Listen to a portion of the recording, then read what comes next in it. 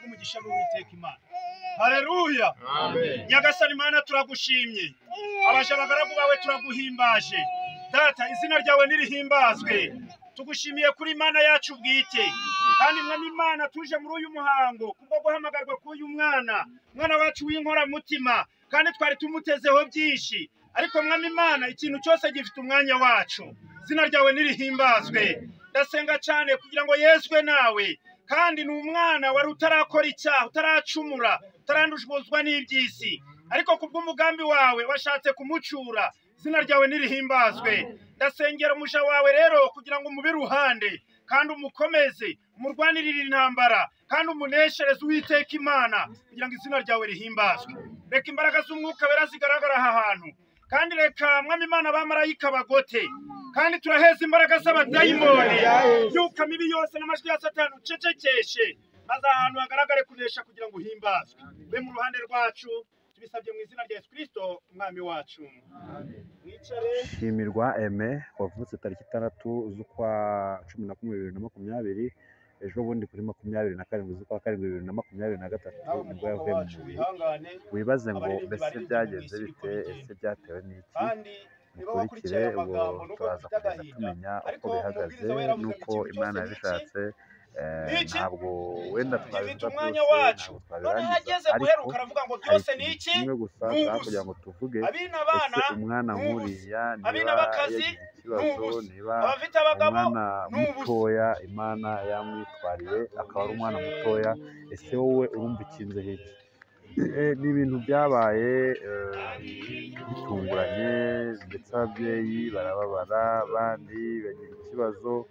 Urabireba nyine ko abantu benshi hano baharumiwe. Ni akana ndabona kari kagejeje imyaka hafi iri kugera muri 3, hafi 3, ni 2 iri kurengamo gake, iri kurengamo.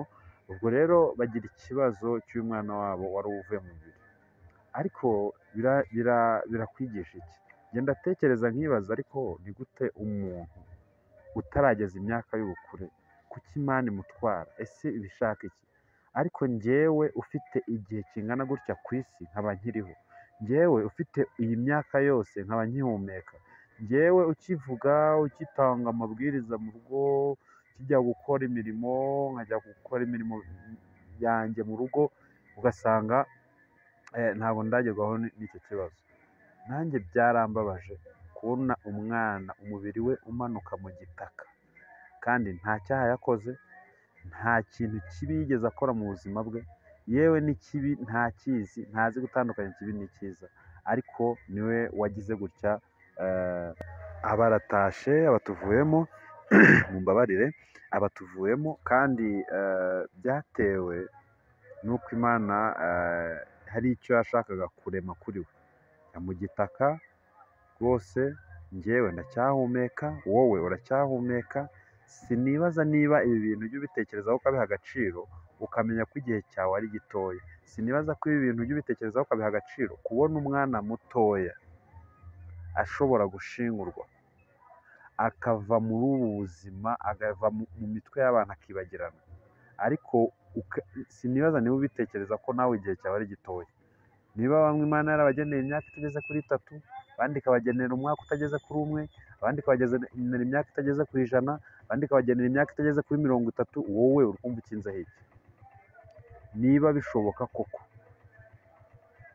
wowe urumva ukinze hiki? Niba ari ibintu bishoboka ko umwana byagenda gutya, wowe uri kubona bizagenda gutya? Nyamara biratangaje kandi biteye impungenge, biteye amaganya n'agahinda, ndetse ni ibintu umuntu atapfa gutekereza ngo ashoka bivuze, ni ibintu umuntu atapfa gusobanura. Ntabwo nibaza niba tujya dutekereza iminsi dusigaje ku isi. Ntabwo njya nibaza niba udatekereza niba iminsi usigaje ari inyongezo. Ibaze kubona bashira itaka ku mubiri wawe, kandi duhora tubwirwa ngo uzakora ibyiza Imana izamuzura, ibituro byo bizakinguka, ibituro byabo bizakingurwa bya mbene abo ngabo bakoze neza. None wowe uri mu bahe? Uri mu bazahamamo muri uwo muriro, cyangwa se uri mu bazakingurirwa igituro? Ariko sinibaza niba muri twebwe abari kumva ubutumwa, cyangwa se abari gukurikirana wenda iki gikorwa cyabereye ahantu, sinibaza niba harimo abantu bari gutekereza ku buzima bwabo ngo batekereze ko iminsi dufite ku isi ari mikeya.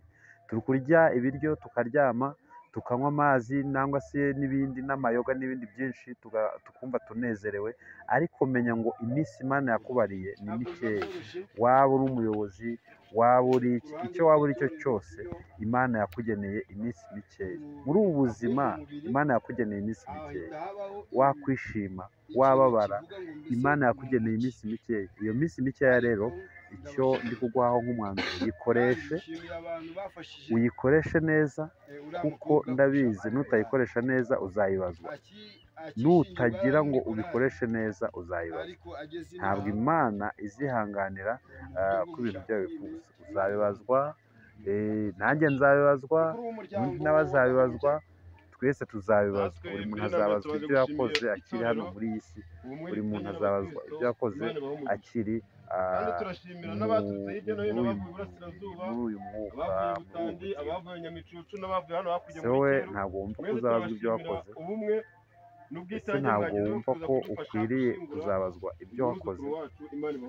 Ese wumva kuzabazwa ibyo wakoze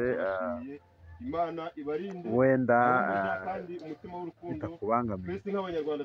Ariko ndagira ngo nkubwire ngo uyu mwana ureba akwigisha, natakwigisha uzabibona mu muriro.